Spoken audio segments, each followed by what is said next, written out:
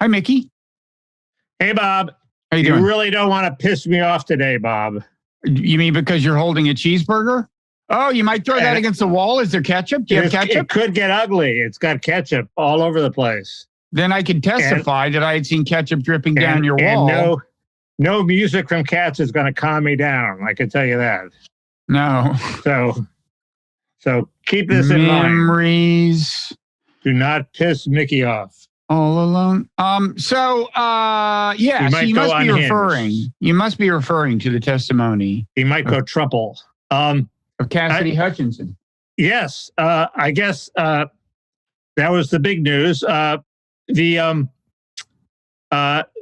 is a Cassidy Hutchinson angle, which we'll leave to the Parrot Room. But ooh, that sounds good. Basically, some of her testimony was disputed in weird ways.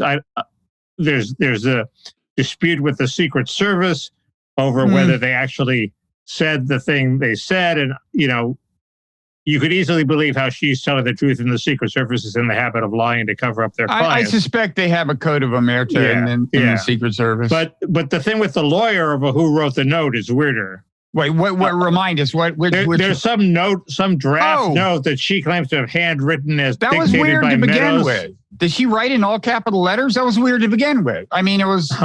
Well, did you see the note? I did not see the note. It's somebody's handwriting, so they should be able to figure it out. It must be hers. She must know her handwriting when she sees it. And if she writes in all caps, she writes in all caps. It was strange because it was like a reasonably sized piece of paper, but not many words could fit. There were she wrote 7 words. It was like poster level print. Well, nobody learns cursive anymore, apparently. I heard that. I'm alarmed. I'm very alarmed about the future of America. And they certainly don't know shorthand. Well, few of us ever did. Rick Hertzberg's big competitive advantage was he knew shorthand. I tried to learn when I was very young. I had the foresight to try. I just failed. Anyway, see, her story was believable to me because she could have made a much worse one. So if you're going to make up stories, why would you make up that one? Mm-hmm. And it was sort of partial, and she had a little glimpse here and a little glimpse there, the way that somebody at her level would have. If she really wanted to make up a story, she would have just said, and Trump came out of the room cursing, "I don't care if they have weapons. I hope they use them to storm the Capitol." Okay, that would have been devastating testimony, and she didn't do that.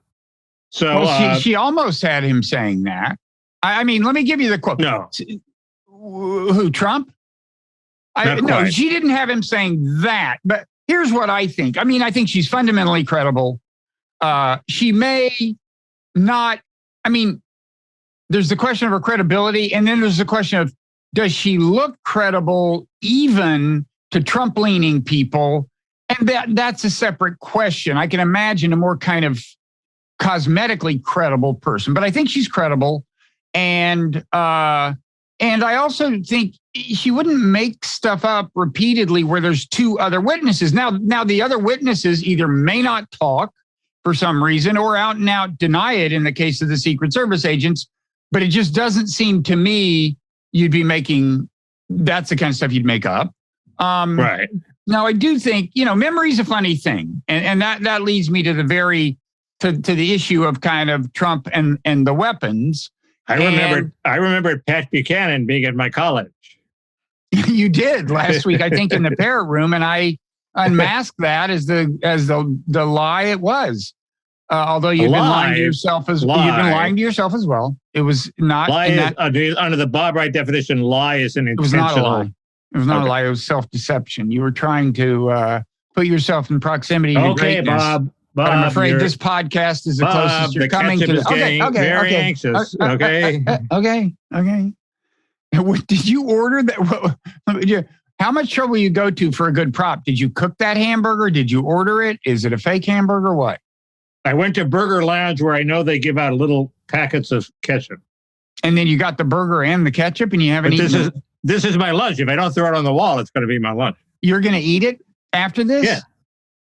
Yeah, what's wrong with it? You want to go put it in the fridge, cover it up or anything? I don't want you to get E. coli. No, don't worry about it. Let's go. Okay, you're making a point. I'm sorry. Memory is a weird thing. Memory's a funny thing. So here's her quote. She says, I overheard the president say something to the effect of, I don't effing care that they have weapons. They're not here to hurt me. Take the effing mags away. Let my people in. They can march to the Capitol from here. Well, it's kind of convenient that, he says right in that, condenses so much. They can march to the Capitol. I know they have weapons and so on. Remember, it's conceivable that, she had learned through separate avenue that he had been told about the weapons. And she heard him say, take the mags away. And I'm sure he said that. If she said that's the kind of thing, take the effing mags away. They're not here to hurt me. But is it conceivable that his actually saying the weapons thing is something she unconsciously inserted? Yes, it is, because she might have reflected I know he knew they had weapons. She might have told friends repeatedly he knew they had weapons, and then he says this, and then or she might have been coached that it was significant to get the march to the Capitol up as close to the weapons as possible. There was another element where she seemed too close. When she's recounting the story of the Secret Service agents, she says, they told me this, I didn't witness it. But then when she's telling the story, she doesn't. She drops the hearsay part and just said, and Trump lunged, and as if there was something weird about it. She didn't say, and then, he told me that Trump lunged, said, he said, and then Trump lunged, and he said, no, I can't do that. And she delivered a perfect made-for-TV soundbite. You can cut out the hearsay part. It just seemed a little too polished. Generally, she was very credible, but that seemed too polished to me. The attribution was clear enough to me. I don't think you'd keep attributing every single sentence to the person who told it. Sure. You might. You're a journalist. But I don't, that doesn't. I think she's fundamentally credible. And the most damning things she's saying, I think, are things that are true. And by the way, what do you think are the most damning things? Here's the first. There's a less guilty explanation for and they can march to the Capitol, which is they were waiting outside the ellipse. They were going to march to the Capitol, and he wanted to inflate his crowd size, so he wanted them on the ellipse, and he said, and they can march to the Capitol from there. So he's explaining why he wants them to get through the mags. It was to satisfy his insane crowd size fixation, not necessarily because they have weapons, they can march to the Capitol. The context is there was always more than enough to impeach him. Now there's 3 times more than enough to impeach him if he were still president. Is there enough to, as you say, destroy his credibility in the minds of Trumpists or the voters who are going to vote in the primaries? And the third thing, is there enough to indict him? Okay, there's not. I don't think there's enough to indict him because they certainly moved in that direction in good ways, but they don't have him saying, what does he want to do when he gets to the Capitol? Does he want to storm the place and force Pence to not vote for the electors? Or does he want to have the crowd stay outside while he goes in? It turns out he does have the power to go in himself onto the House floor and do something with the crowd being a sort of threat, a vague, menacing threat outside. Mm-hmm. To that mind, the most damning things are Rudy talking about Oath Keepers and Proud Boys, because Rudy would definitely then know that Proud Boys like to get into fights, and that would sort of push more toward and he knew they were going to storm the Capitol side. And also, I guess Rudy's saying days before he's going to be in there with the senators and with the House members, implies that it wasn't just as spontaneous winging it that it looks like. It looks like just Trump's making it up on the fly. Oh, they're going to march to the Capitol. Or maybe I can be the mob or something. And that implies that it was something planned. I don't know. Those weren't the things that were emphasized by the press. The press emphasized the lunging for the steering wheel, which does go to the unhinged question, but that only affects the middle category of, does it convince voters to abandon Trump? It's not, the lunging for the illegal wheel to become unhinged. The lunging for the wheel thing is, to me, the least interesting or relevant. I mean, Yeah, I would think the president can tell the Secret Service where the hell to take him. I'd be lunging at the guy. I'd be grabbing his clavicle. Dude, you're working for me. But anyway, I know they have their own code. The Secret Service, they have their things. But I think they tell the president no all the time, though. Well, they wouldn't tell President Bob no all the time, or they'd be looking for work, Nikki. I've learned that one the hard way, Bob. Have you ever? Yeah, I mean, in terms of damning, I think it's damning that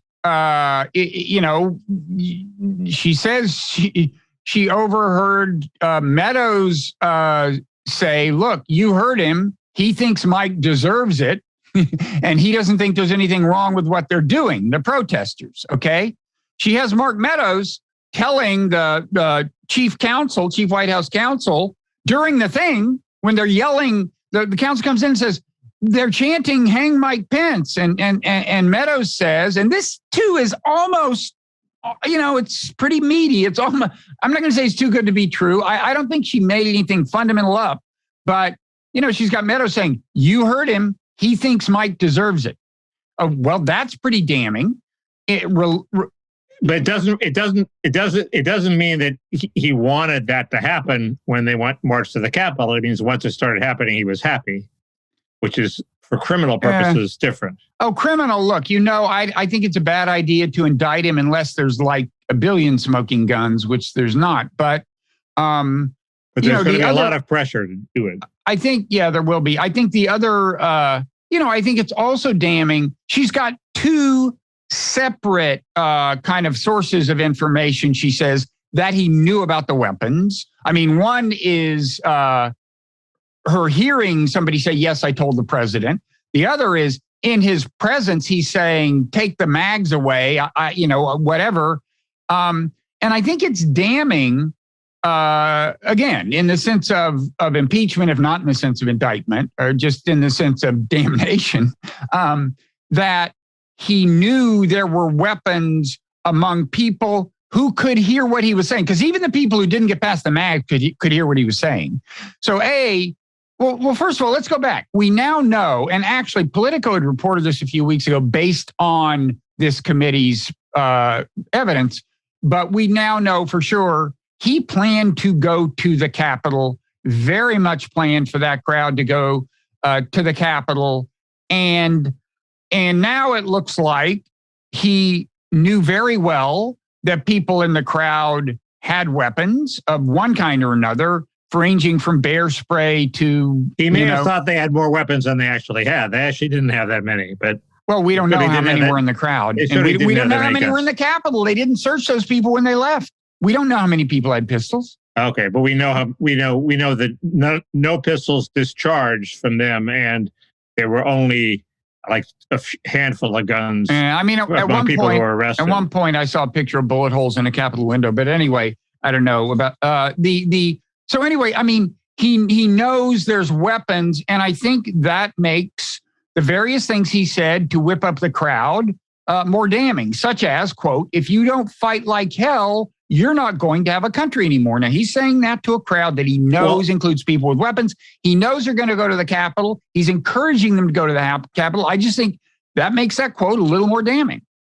It does. And also, it's also sort of damning that Cipollone, if I'm pronouncing his name, the attorney, was very worried that this speech was incendiary and would land them all in jail.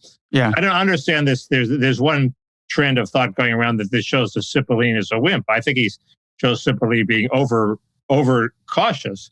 I mean, that's a lawyer's job, is to be overcautious. I guess literally that's right. Is. Literally is. I guess that's right. But that implies that somebody was at least trying. I don't think there's evidence that Cipollone got to Trump, but he was trying to get the message to Trump through Hutchinson that he shouldn't send the crowd to the Capitol. Again, there was a rally planned at the Capitol. Now, was it a rally that they were planning for Trump to speak at? Sure doesn't look like it. It looks like it was going to feature Diamond and Silk. But what did Trump plan? Right, but that's the issue. But the point is, it doesn't resolve that issue. We don't really know what Trump had planned. And I think the thing about Trump is he doesn't think very far ahead, right? I just, he goes by instinct, and he has in some ways good political instincts. And I suspect that what he was thinking was, let's go there and see what we can make happen. But I suspect, having heard all this more strongly than I might have before, that he still, at that speech, had hopes of impeding the counting of the electoral votes. He thought he could still pull it out he thought his going over there could facilitate that. I don't know how clear an image he had in mind, but it is. He was going to sway them with the power of his argument, Bob. Yeah, right. He knew damn well he was going to use the crowd to intimidate them in one sense or another. And is that illegal by itself? I don't know. If he leaves the crowd outside. I mean, illegal? I don't know, but he's damned either way. I mean, everybody agrees he's damned. The question is how damned. And no, not everybody agrees. 30% of America doesn't agree, or whatever the percentage is. Not everybody declining agrees. Percentage.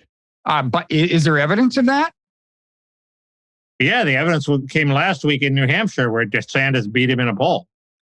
So presumably it didn't improve. Presumably what were the previous New Hampshire polls showing? He was 20, 30 points ahead. Oh, really? Yeah, excellent. It's a huge turnaround.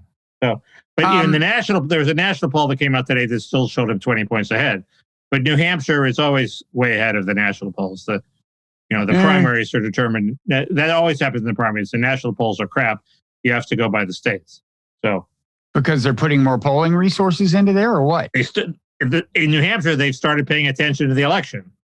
In nationally, it's just some vague but that name recognition.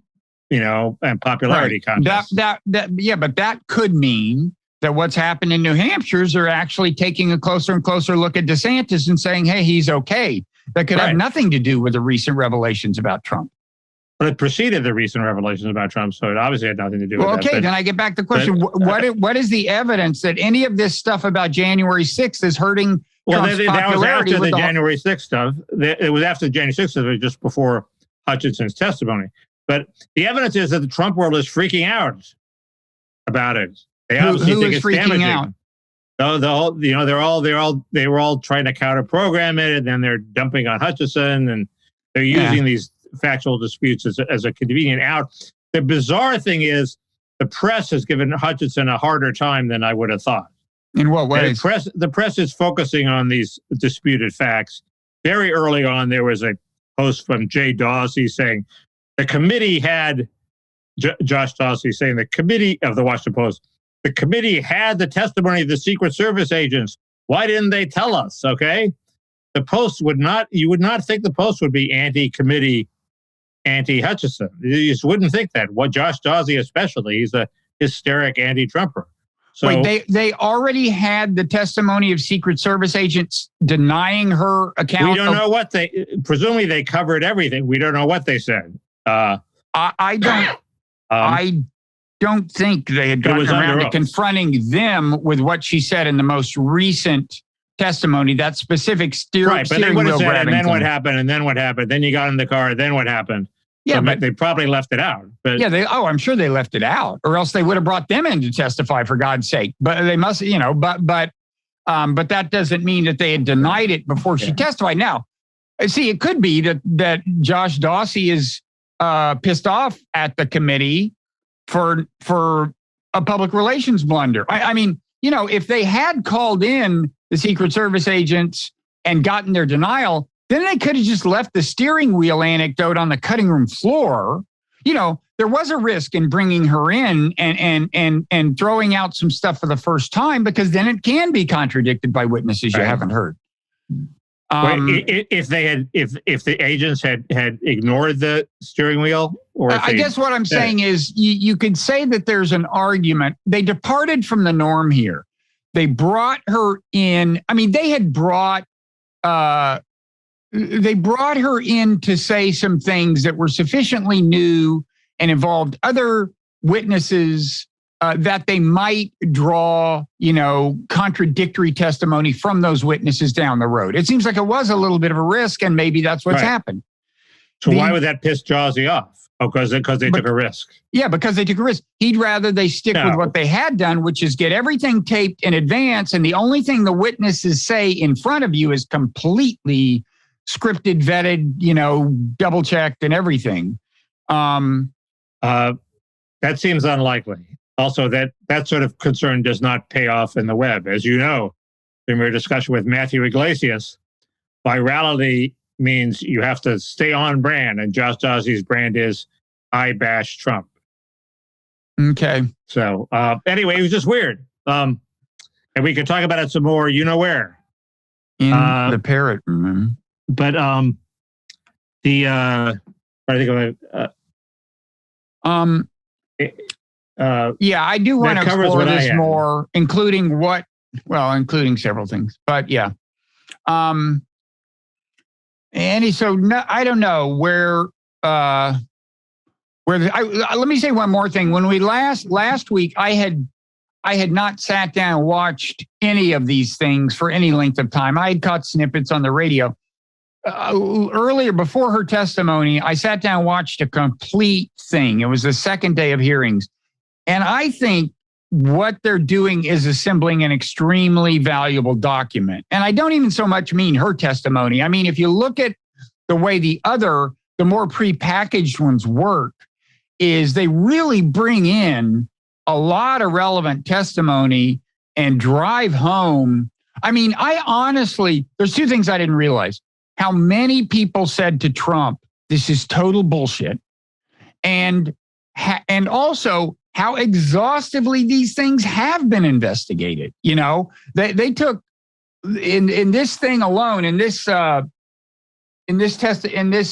hearing alone. Wait, I don't want my computer to run out of power. They took a number of the key allegations and brought on people who had looked at them very carefully and closely. The allegations of fraud, I mean, and so anyway, it's an important historical document. I always thought it was worthwhile to do an investigation. But I just didn't think they would get the goods, and they've come closer to getting the goods than I thought they would. But I don't think they quite have the goods. Wait, what goods did you not think they'd get that they've gotten? Evidence conclusively proving that Trump intended the attack on the Capitol, and he's, guilty of orchestrating it. It looks worse and worse for him. It looks worse and worse, but they're not all the way there yet.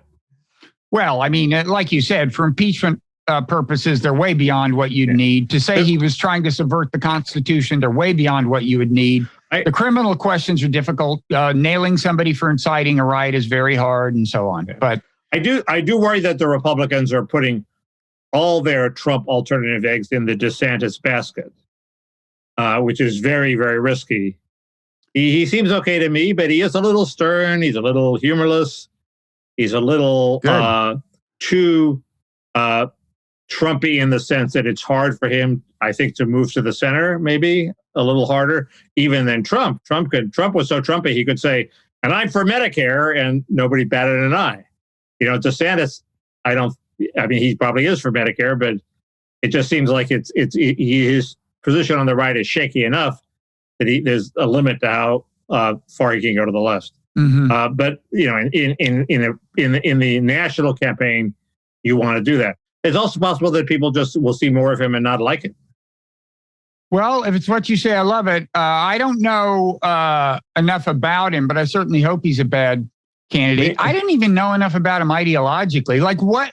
I assume that, like everyone else, when it comes to foreign policy, that's the one place he actually departs from Trump. He's a neocon, basically, or what? I don't know. We have to read Dexter Philcott's story in the New Yorker. I mean, hard to believe he ignored foreign policy. One downside of, Florida tends to point in that direction. I mean, certainly you get, anti-Cuba, anti-Venezuela. You get a lot of the normal problems. The Trumpy people have been pretty, especially the Peter Thiel candidates, have been pretty consistent in terms of not buying in to the blob consensus in a way that implies that there's a political payoff for not buying into the blob consensus. So DeSantis may be advised not to do that. Meanwhile, Fetterman is kicking ass in Pennsylvania. He better not, if he actually shows up, he might lose some of his momentum. So he better stay in bed while his campaign ads just eviscerate Dr. Oz. And, the Democrats are getting very cocky about the Senate. Their campaign after the Dobbs decision is give us 2 votes and we will pass an abortion bill, 2 more Senate seats. And the 2 Senate seats are Wisconsin and Pennsylvania. It looks like they're well on their way to winning Pennsylvania. I don't know about Wisconsin, but the Democrats are getting increasingly confident about retaining the Senate and maybe even increasing it with Warnock beating Herschel Walker in Georgia. That would be great. It's still, they still might lose Arizona to Blake Masters. I've never seen that, but it's possible. Oh, so you think Masters is an underdog even with all his Peter Thiel money? I have a crude, non-resident view, which is Mark Kelly is an astronaut hero whose wife was almost murdered.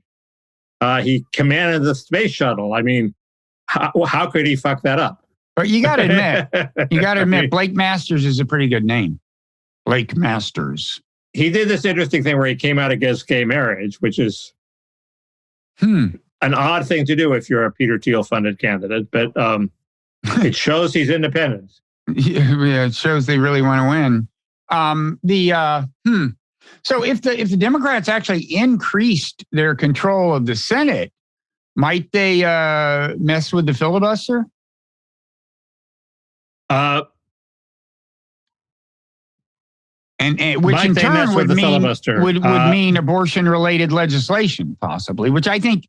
Well, of course, this all assumes they're going to lose the House. They're going to lose the House. Nothing's going to get through the House. Okay, so never mind. But they can still get rid of the filibuster, which might have the effect of when the Republicans take power, then they have both the House and the Senate. But they're smart enough. Why waste that when they can't do anything with it because of the House? I wouldn't. They're not because they've actually convinced themselves that it's a principled as opposed to a tactical move on their part. I don't see that. Is there no chance that the Democrats win the House or keep the House?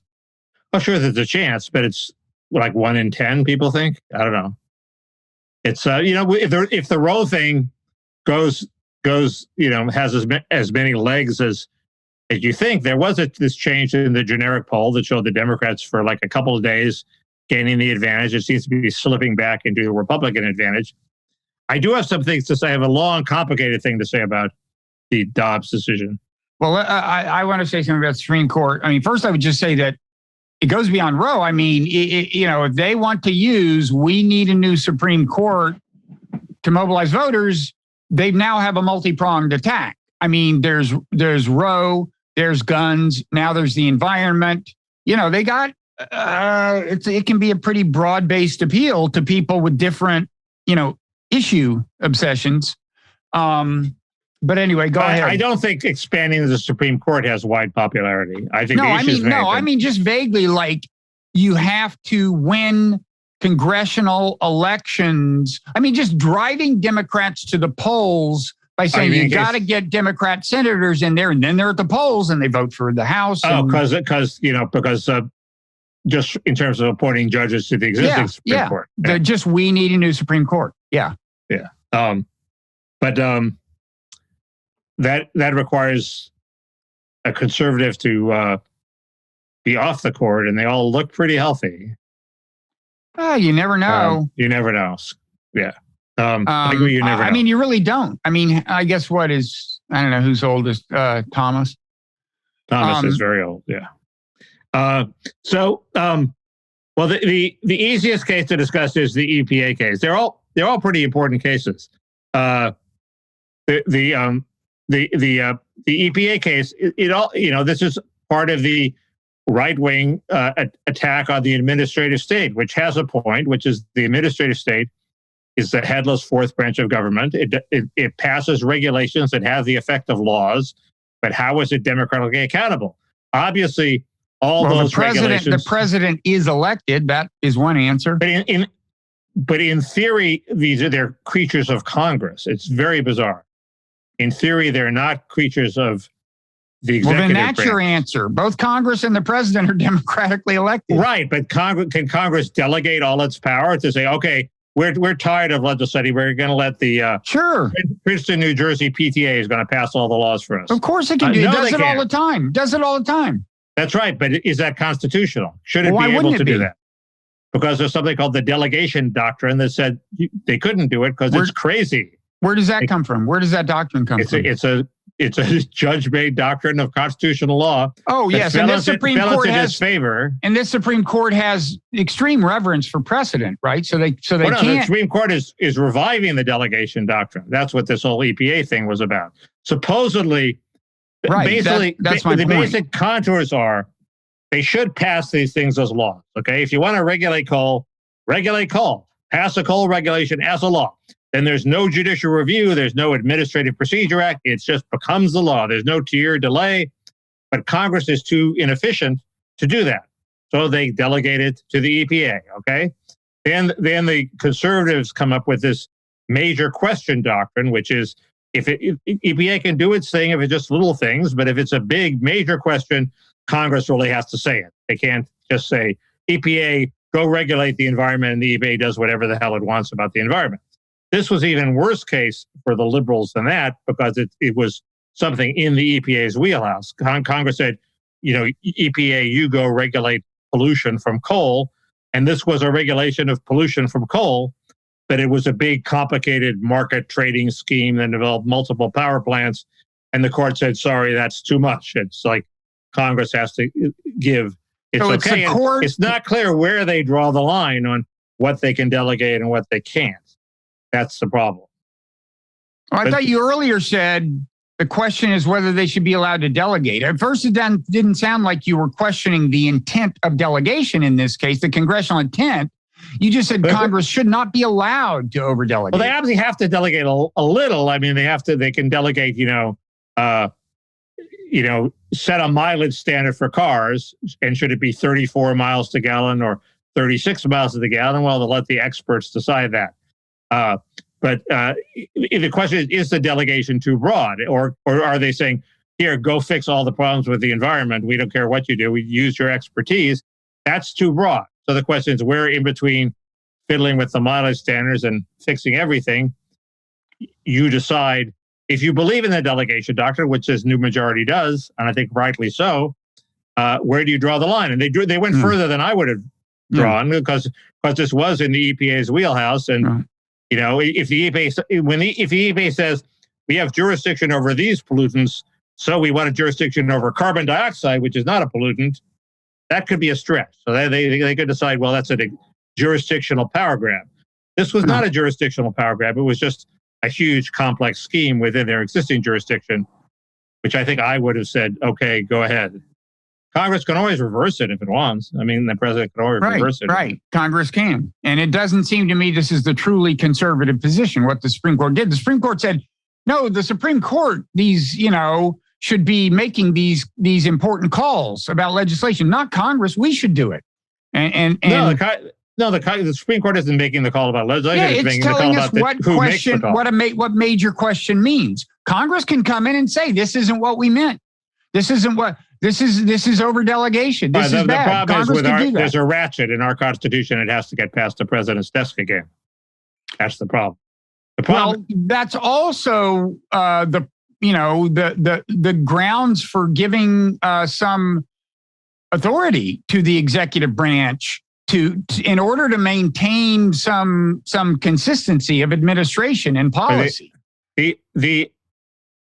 Right. That's the problem with that is that then it looks like elections have no effect at all because the bureaucratic policy keeps going and going no matter who's elected. Well, if you have a democratically elected president, plausibly, administering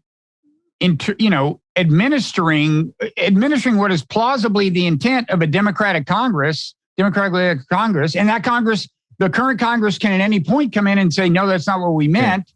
Look, I mean. It's complete bullshit because the theory is that it is not the president directing it. It is the agency with its independent expertise directing it. Everybody knows that's bullshit, but that's the legal rationale. In the constitutional scheme, these agencies should not exist. You can have the executive branch, you have the Congress passing laws that are executed by the executive branch. This middle ground where these agencies make up new rules that everybody has to obey, just like laws. That it's a carbuncle on the constitutional scheme. And the conservative position is, let's stick to the constitutional scheme. And the liberal position is the Constitution can't handle the demands of modern regulation. And they're right. Exactly. The answer is the Constitution is fucked up and you have to change the Constitution.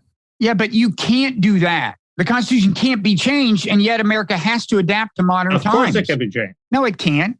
In current America, I mean, this is a separate rationale for this degree of administrative authority. It's just that the whole democracy is completely broken. I mean, you can't get red and blue America to agree on anything at all. Why isn't a more limited question, version of the major question doctrine, a reasonable compromise, which is, let these agencies do, but if it's anything really, really important, I'm sorry, they can't just do it on their own. You have to get the elected representatives to pass it. It's not a crazy compromise. And who defines really important? Well, somebody has to, and they decided themselves. A bunch of justices who were appointed by presidents who didn't win the popular vote in this case. Yes, but it's their job to decide how the Constitution works, and in this case, they're doing it. So, this was the easy case. We have harder ones to go. Well, let me, first of all, just a quick frustration is that in the coverage of this, not that I exhaustively searched for it, but I never see what is the language in statute whose interpretation is in question. There must be some passage in the EPA that we're talking about or something. Yeah, I looked for that quickly and I didn't find it either. That's what I mean. These reporters. It's there somewhere, but the reporters never give it. They always highlight some other part of the decision. Well, that's what I'd like to know, to think clearly about this. Now, let me say one thing about a Supreme Court ruling that will lead to a larger point. So last week I complained about the gun ruling. Some people complained that I got it wrong, and I think that my characterization of the ruling wrong. And I think I kind of did, but let me explain why that doesn't matter. So this was the ruling where what seemed to me to be the case was the Supreme Court, New York said, look, the default situation is you just can't carry a gun in public. If you really have a special need, we'll grant you an exemption. Supreme Court said, you can't do that because carrying a gun is a right. So the default position has to be everybody has the right to carry a gun unless there's a specific reason to exclude them from that pool. And it better be a good reason. So people pointed out to me, I guess that the Supreme Court decision does say you can demand that states can require a license to carry a gun. That's kind of the point that was made to me as a corrective. And that's true. They said it, but they're still basically saying, as I understand it, licensing, it's like a background check. If when they apply for the license, you don't find like a felony or something disqualifying. Right. Now, also, apparently the Supreme Court said you could also require like a little gun course, a gun safety course or something. Okay, That's something, but still what the upshot is everybody gets to carry a gun unless every person motivated to go seek a license and go through the rigmarole gets to carry a gun unless they're like a felon or something. And I just want to say that, so I do have a clear understanding of what they say, but I'm about as concerned as I ever was because the people I'm concerned about are the people who are highly motivated to go around carrying a gun. Okay, it's like right, but you said, but one point you made is I think undermined by that, which is if the cops search you and they find an unlicensed gun, they can still bust you, and they can still search for those unlicensed guns. And they discover all sorts of other stuff, and they take a lot of criminals off the streets for that. So they do have still a little bit of a strategy there. Right. They can that way pick up completely hapless people who didn't have the presence of mind to go fill out the form. And or gangbangers, yeah. Well, if they're actually felons, I mean, gangbangers may have the presence of mind. I mean, don't speak disparagingly about gangbangers, Mickey. Some of them have very well-planned lives. Actually, Ann Coulter has a little podcast snippet where she says that the girlfriend loophole is a real loophole because gangbangers get girlfriends to get the licenses for them. They can't get it themselves. So yes, they have the presence of mind to get the license.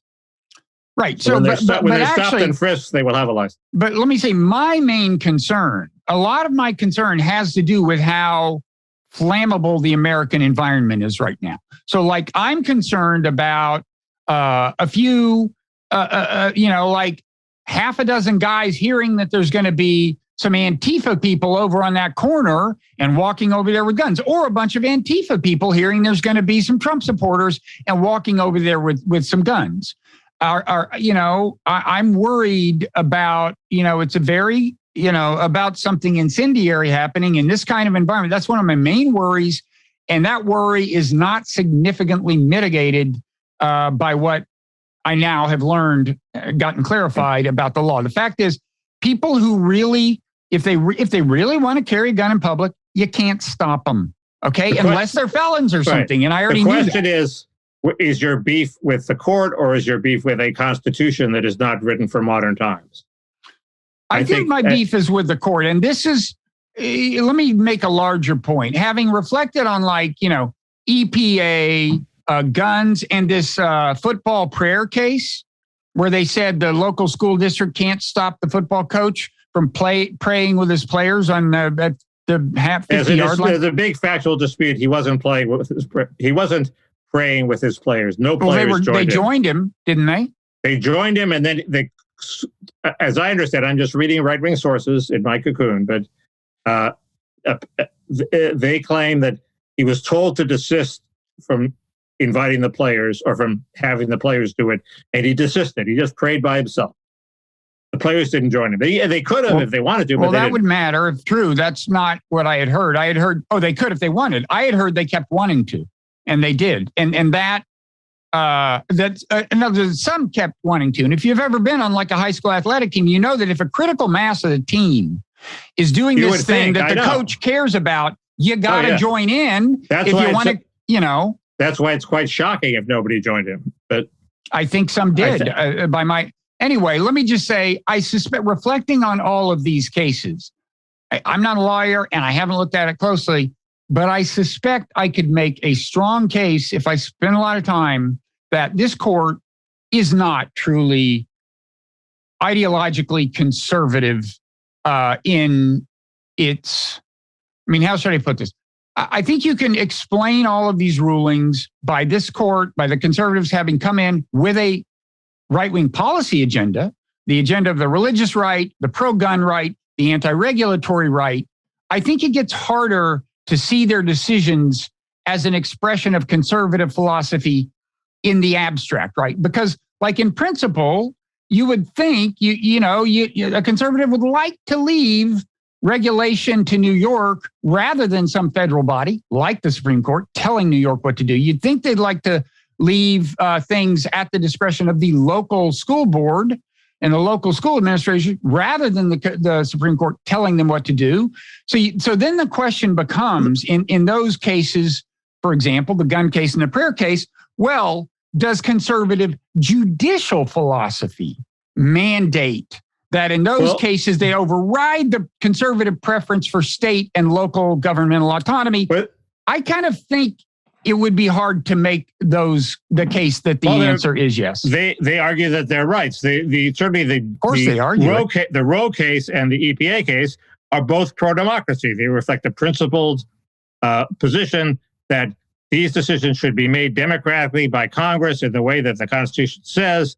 They shouldn't be made by unelected bureaucrats, and they shouldn't be made by unelected judges. So we're returning abortion to democracy and we're returning this EPA rule to democracy. Okay, well, that seems consistent and not policy oriented. What the Roe case and the EPA case have in common is they're not the two cases I just mentioned. Right, but you said that the majority of the Supreme Court is unprincipled, and I'm saying they did these two cases that were principled. If you're going to argue that they are principled conservatives, you're going to have to be able to apply that to all four cases. And I think the cases where you would be most likely to be able to argue the opposite, again, I haven't done the research, it's just a guess, would be the gun case and the prayer case. Right, because they claim that they see rights in the Constitution. The Constitution is supposed to give anti-majoritarian rights. Okay, but they found those two. It's not necessarily unprincipled. Well, they found them. Yeah, what motivated them to find them, and are they really there? It's there in the Second Amendment. It says the right to bear arms. Let's read the Second Amendment. A well-regulated militia being necessary to the security of free state, the right of the people to keep and bear arms shall not be infringed. Now, how do you read that as not saying that the motivation for, the justification for all of this is the importance of the states being able to have a well-regulated militia? You have to, A, who cares about their regulation? B, the way they formed the militia is people got the guns that they were carrying around for their own personal use and joined the militia. Okay, but here's... So they want people to carry around guns for their personal use.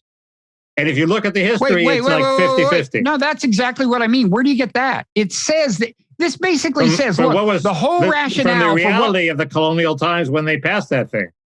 Well, let's just read the plain language. Don't conservatives like plain language? The plain language is that there's a clause there that is irrelevant to the meaning of the meat of the sentence, and the meat of the sentence is the right to keep and bear, which means carry, bear arms. So you're arguing that they shouldn't be able to carry the arms. It says right there, bear arms. So it seems to me they have a powerful case. Why did they even put in a well-regulated militia being necessary, blah, blah, blah, comma? Why did they put that in? I don't know. They were verbose. They were like Matt Yglesias. They were writing too fast. Oh, that's a great explanation. That's a great explanation. No, I mean, not everything in the Constitution is perfect. And also, I explained why. It's because the militia came from the people taking their at-home arms into the state militias. I mean, I don't know. If you look at the history, I remember like many people, I went and looked at the history, assuming that the liberal interpretation would be right, and it was very, very muddy. There was a bunch of evidence that the liberal interpretation was wrong, and Akhil Amar apparently and other people have looked at it, and they've come to the same conclusion. So not everything in the Constitution is right. It's a stupid provision. You have to enforce the stupid provision.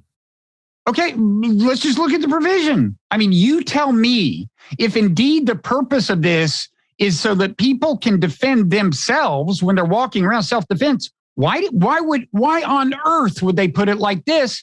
But and write a sentence whose logical meaning is the entire justification for what we're about to say is the importance of having a well-regulated militia. The question is what they're justifying. What they're justifying is pretty clear. They could have said, because we like manly men, the right to keep and bear arms. Who cares what the preceding clause says? I mean, there may be some cases where it's relevant. What do you mean, who cares? Motive is not as relevant as what they did with the motive. What they did with the motive is they said there's a right to bear arms. No, the standard meaning of sentences with this structure, it being the case that you walked onto my lawn and I own it, I get to shove you. What that means is the entire justification for my shoving you is that you walked on my lawn and it's my lawn. That's just the way language is used. I think this is a logically distinct sentence. I think you can distinguish. I'm not Bertrand Russell, and I only got 4 hours sleep, so I can't distinguish those sentences logically, but I think... Well, okay, let me just say one more thing. Were this conservative court to take the actual language seriously, I mean, the way I would see it is, you know, if you're a true conservative, you can at times, be torn between two things. It's like, well, the Constitution kind of seems to say this, but I also want to keep as much autonomy, as much power as possible in state and local hands. What should I do? And I would think if you want to keep the power in state and local hands and you look at the Constitution, it doesn't really completely compel you to do otherwise. The true conservative doesn't do otherwise. This sentence does not compel you to do otherwise. In fact, let me just say one more thing. This sentence is very much open to making a distinction between the relative importance of the keeping and the bearing of arms. In other words, it's like if we're talking about regulating a militia, okay, I can see saying, so everybody, everybody's got to have the arms. They got to keep the arms. We might need them at any point for the militia. But certainly, the regulation of a militia involves the regulation of the circumstances under which the arms are actually born, right? That is a much more, I'm just saying, if you're a conservative and you want to keep the power in the local or state level, and you say, am I really compelled by this wording in the Constitution to do otherwise? There's kind of here a real opportunity to assert a logical distinction between keep and bear arms. It's not unprincipled to vindicate the right and to diminish the power of the state and local. There are two principles. Well, one is we believe in rights, and the other is we believe in state and local power. So neither decision is unprincipled. Okay, Some are unfortunate, but not unprincipled. I just say, like, there are dimensions along which this court varies. Sometimes it cares about precedent with Roe, and sometimes whatever that principle is you were talking about with the administrative state. What's the principle? The delegation doctrine. Okay. Sometimes they really care about precedent. That's judicial precedent. Okay. No, actually, they're reviving a precedent that had fallen out of favor. So that's even worse. In a sense, they're reversing stare decisis. In a sense, they're doing it to recover it more deeply. Either one. The initial thing begins with precedent. So sometimes they care about precedent. Sometimes they don't. Sometimes it's a plain reading of the Constitution. Sometimes it's not. What is consistent? It's the policy outcomes. Pro-gun, pro-prayer, anti-abortion, anti-regulation. Okay, now, interesting exception, I guess, I didn't pay that much attention, is this immigration case. But to me... No, the immigration case just said we think that the administration has, followed the Administrative Procedure Act in terms of reversing Remain in Mexico, and and that's the problem with that is the Administrative Procedure Act the way the headless fourth branch of government was justified is, okay, we'll bring in the courts to supervise it for arbitrariness and capriciousness. Okay, so that adds an extra anti-democratic element. We have the undemocratic regulators, and they're overseen by the undemocratic courts. And the problem is that the Justice Roberts basically gets to decide which regulations he wants. He didn't like Trump's DACA regulations, so he threw that out on completely trumped up grounds. And he sort of likes this one, so he keeps this one. But that's the real issue in the case they punted on, which is, do they have to detain these people? If they can't send them to Mexico, there's a law that says they shall detain them. Does that mean they have to detain them, or can he release them into the country, which is what he's doing? And that's going to be decided next year. Yeah, I mean, all I was going to say was, in this one case, for purposes of my thesis, again, tentative, haven't researched it, but I do think I can make this case. For my purposes, in a way, it doesn't matter. That's the one case that almost doesn't matter, because that's a case where Trumpist conservatism might, I gather, oppose the policy upshot of this decision. I don't know. But in any event, this is, to some extent, a pre-Trumpist conservative court.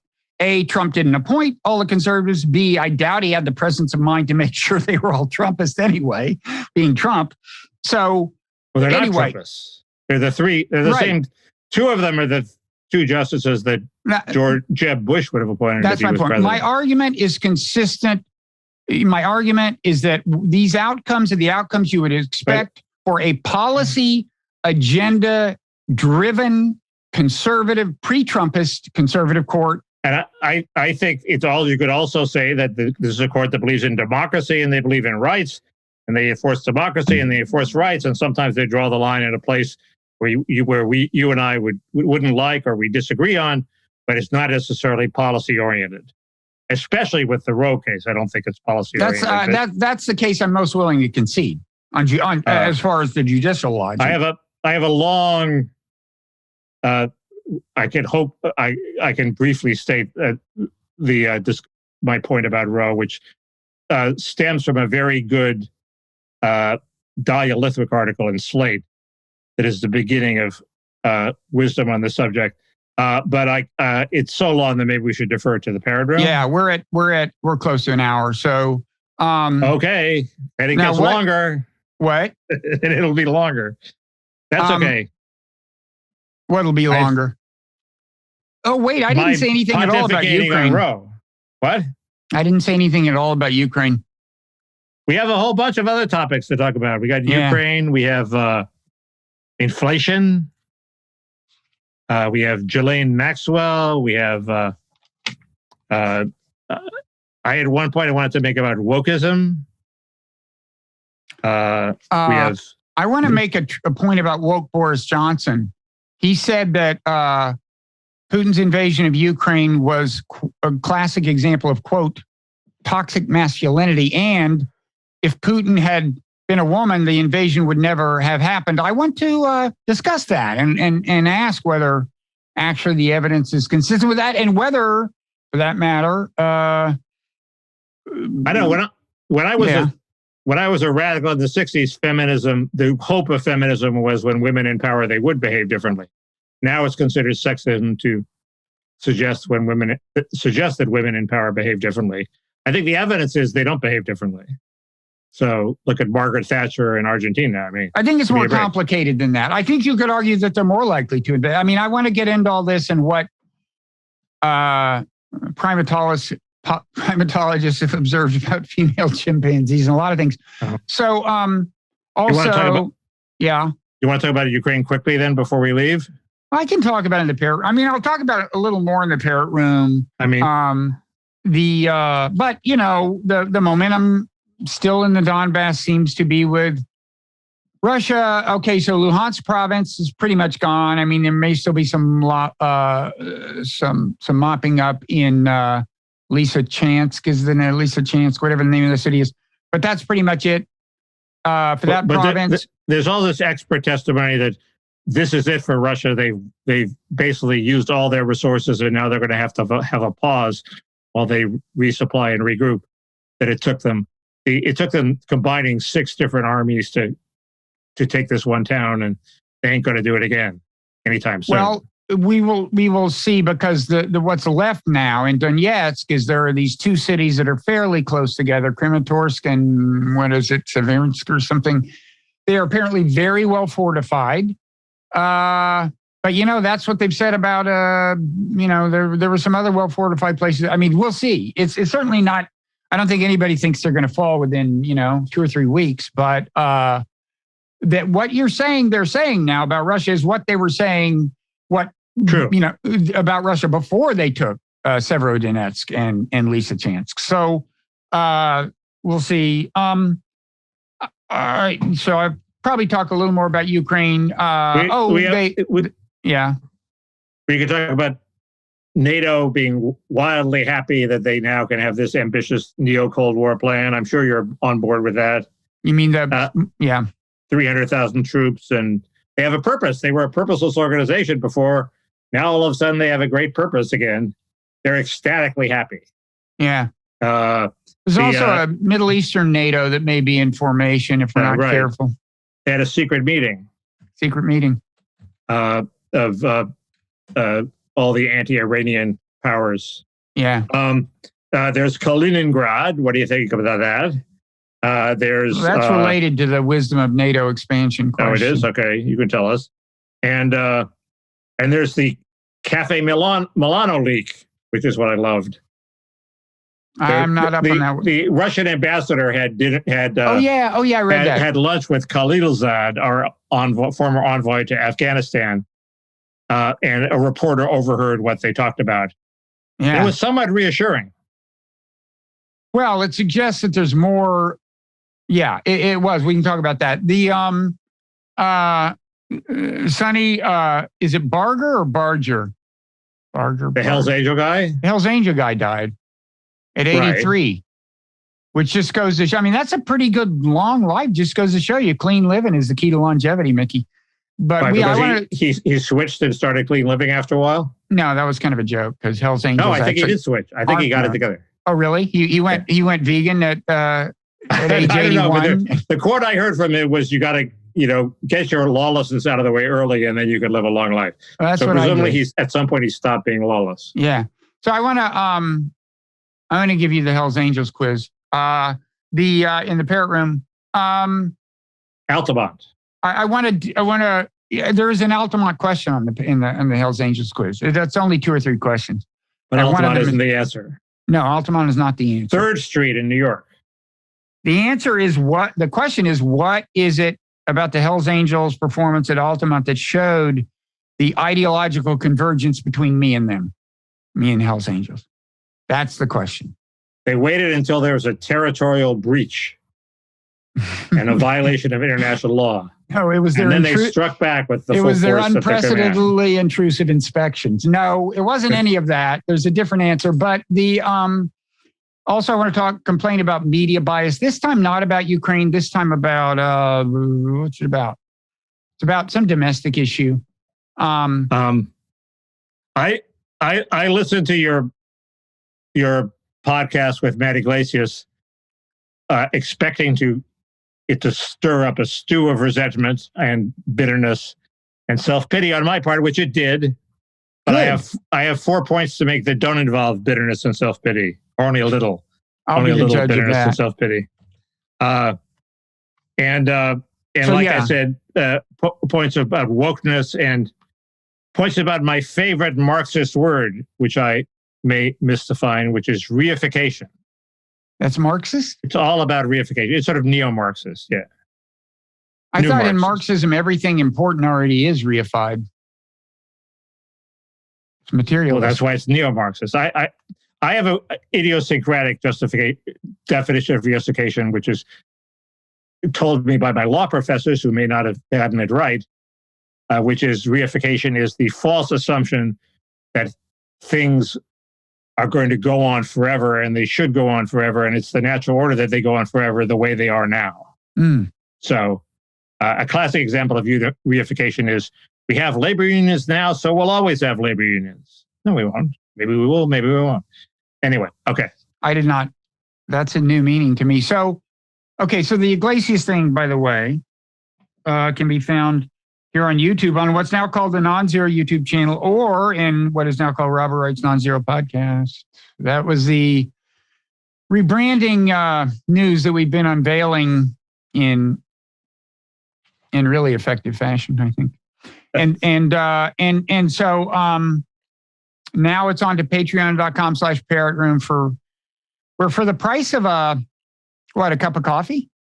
People can join us in the hamburger. The price of that hamburger, even back when eating it wouldn't have killed you, which was a few hours ago. I just got it out of the refrigerator, Bob. Wait, how about this? You eat it live in the Parrot Room, and the question will be, do you drop dead? I'm so tired, I'll probably drop dead by the end of it anyways. But there's always that kind of drama. You should never eat on camera, Bob. You know that. I do know that. Okay, so we will see. Yeah, you'll be on your best behavior as always. Who needs the right to bear arms when you have the right to bear ketchup? Exactly. I know. I will do nothing that'll lead you through the right to throw ketchup. Okay. Okay. We will see you there. We'll see if it sticks. Okay.